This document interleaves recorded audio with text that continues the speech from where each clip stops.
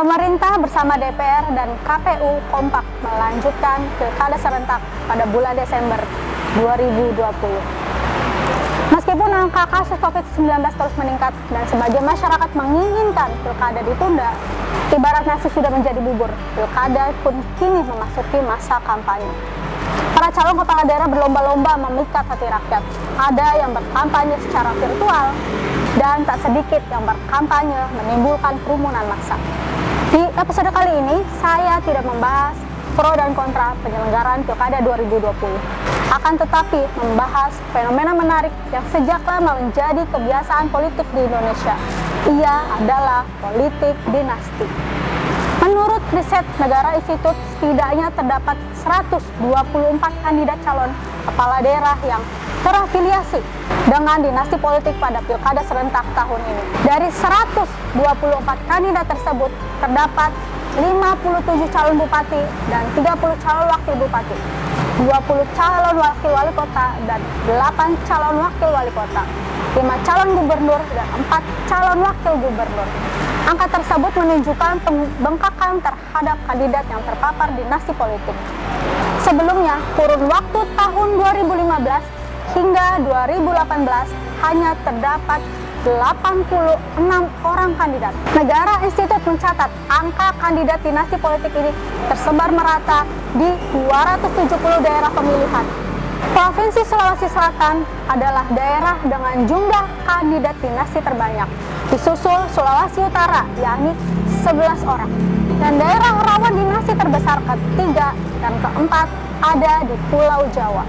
Sejumlah nama calon kepala daerah yang terlibat politik dinasti adalah kerabat orang-orang lingkaran istana negara, seperti Presiden Jokowi yang membawa anak kandungnya dan menantunya ke pesta Pilkada 2020.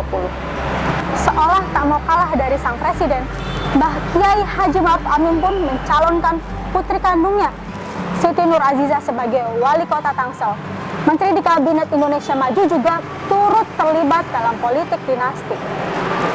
Di antaranya Menteri Pertahanan Prabowo Subianto yang menggandeng keponakannya, Rahayu Saraswati Joyo Hadikusumo, maju sebagai calon wakil wali kota Tangsel. Kemudian Sekretaris Kabinet Pramono Anung juga terlibat dinasti politik dengan putranya yang maju dalam Pilkada Kediri, Jawa Timur.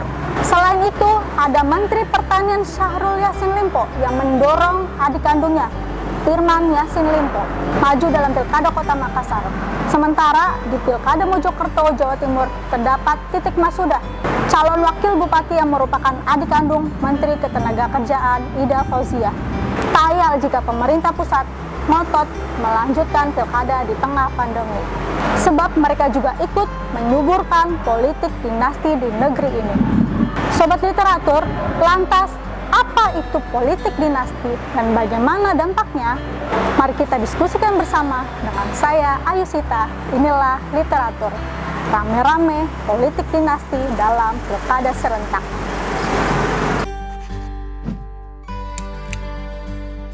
Politik dinasti adalah proses mengarahkan regenerasi kekuasaan bagi kepentingan golongan tertentu. Misalnya, keluarga elit yang bertujuan mendapatkan atau mempertahankan kekuasaan. Fenomena ini merupakan musuh demokrasi sejak lama menjangkit Indonesia. Sebab dinasti politik lebih identik dengan kerajaan, karena dalam demokrasi rakyatlah yang memilih para calon pemimpinnya. Secara historis, politik dinasti ini akarnya berawal dari budaya feodalisme di Nusantara yang juga menganut patrimonialisme. Menurut Si Margana, sejarawan Universitas Gadjah Mada, bahwa dinasti politik memang budaya kerajaan Nusantara, di mana garis keturunan ayah diutamakan. Hampir semua kerajaan di Indonesia menerapkan tradisi ini, termasuk dari masa Hindu, Buddha, dan Islam. Margana menilai ada jurang antara jalan politik demokrasi yang dipilih oleh bangsa Indonesia pada masa modern dengan kultur yang dibawa orang-orang yang menjalankannya. Sementara menurut dosen ilmu politik Universitas Gadjah Mada, Ari Dwi Payana, tren politik kekerabatan itu sebagai gejala neopatrimonialistik.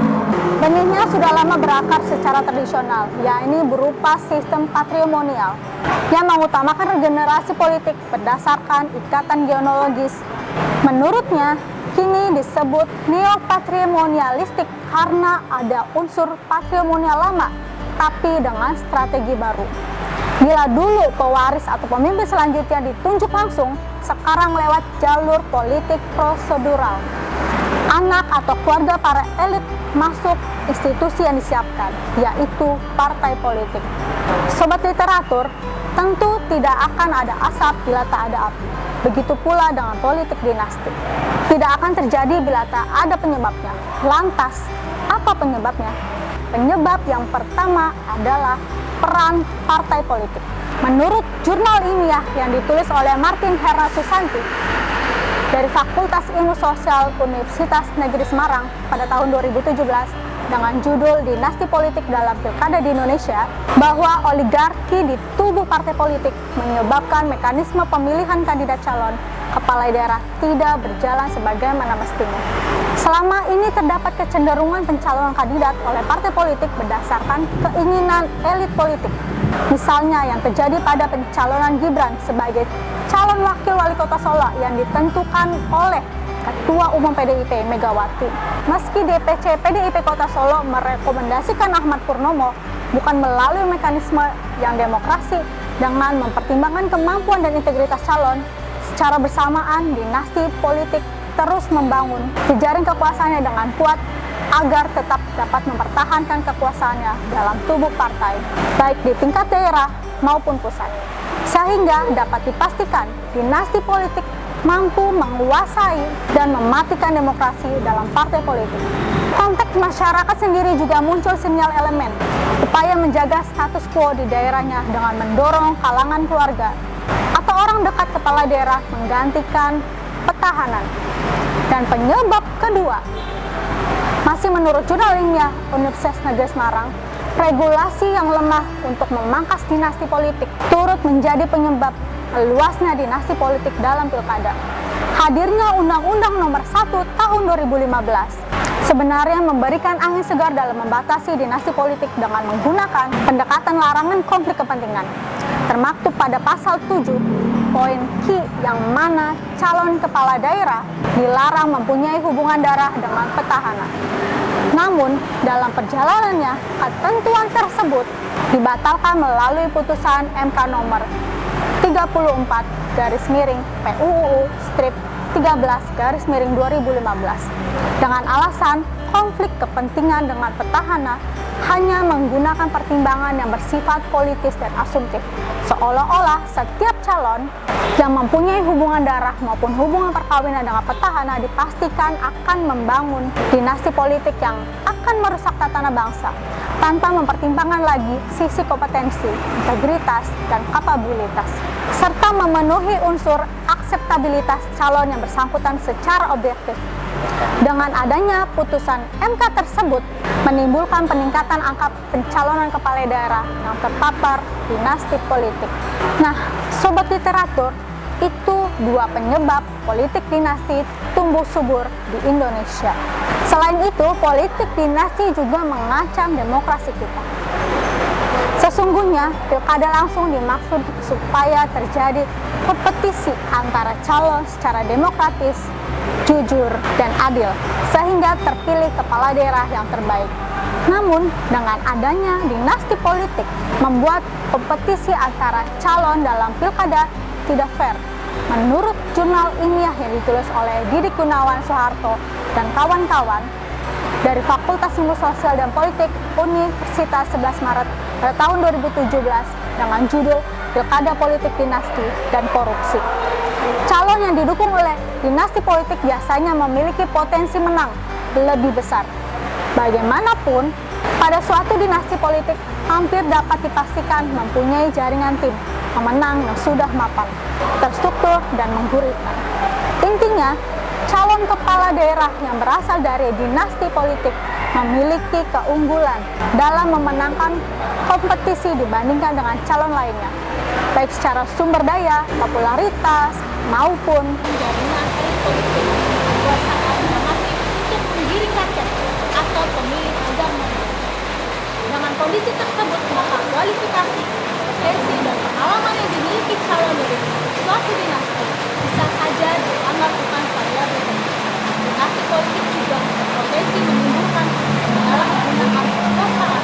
Misalnya korupsi, kombinasi antara dorongan kebutuhan, adanya niat jahat, dan mentalitas korup ditenggarai sebagai pemicu maraknya korupsi di daerah. Kondisi tersebut akan semakin mudah bermetamorfosis menjadi perilaku koruptif jika kesempatan terbuka lebar. Dinasti politik memerlukan biaya besar dan banyak sumber daya untuk melenggangkan kekuasaannya. Di bagian lain, dinasti politik yang berkuasa menguasai akses sumber daya yang ada. Sehingga menurut Lord Acton, kekuasaan yang absolut akan menimbulkan korupsi yang absolut pula. Tidak berlebihan jika dikatakan bahwa dinasti politik cenderung memiliki kekuasaan yang besar atau mengakar, sehingga kecenderungan perilaku korupsi juga terbuka. Meskipun tidak bisa dipastikan bahwa dinasti politik akan selalu membangun rezim yang korup, namun dinasti politik yang mengakar kuat dan luas, baik secara sektoral ataupun teritorial, akan membuka peluang pemerintahan yang tidak terkontrol. Ya, jadi banyak yang menanyakan masalah dinasti politik. Sebenarnya dalam 1 tahun terakhir ini, kalau di Solo ya, di kota saya tuh saya setiap kali bertemu dengan warga itu selalu saya jelaskan apa itu dinasti politik. Jadi ya, saya kan ikut kontestasi, bisa menang, bisa kalah. Tidak harus diwajibkan memilih saya, bisa dipilih, bisa tidak. Hal tersebut disebabkan pemerintahan cenderung tertutup, tidak transparan, dan minim pengawasan. Dinasti politik hakikatnya mengarah pemusatan kekuasaan pada segelintir orang dan elit politik dengan konstruksi pemerintahan yang lemah dalam check and balance. Dinasti politik akan cenderung menciptakan sistem pemerintahan yang lemah dalam check and balance dan sebaliknya mendorong terjadinya kerjasama dalam penyalahgunaan kekuasaan atau lebih dikenal sebagai korupsi berjamaah. Saya tidak punya dinasti, yang ada saya pindah dinas. Yang sebelumnya kemudian saya mengabdi kepada negara, saya sekarang lebih dekat mengabdi kepada masyarakat. Sobat literatur, itulah sederet penjelasan mengenai politik dinasti yang bisa mengancam demokrasi dan kehidupan bernegara kita. Oleh sebab itu, sobat literatur sebagai generasi muda mesti melek politik dan cerdas dalam menentukan pilihan kepala daerah. Pilihlah kepala daerah yang terbebas dari paparan politik dinasti, sebab nasib bangsa untuk 5 tahun ke depan tak bisa digantikan oleh janji manis politikus. Sampai jumpa di diskusi lainnya. Saya Aisyita, salam terasih.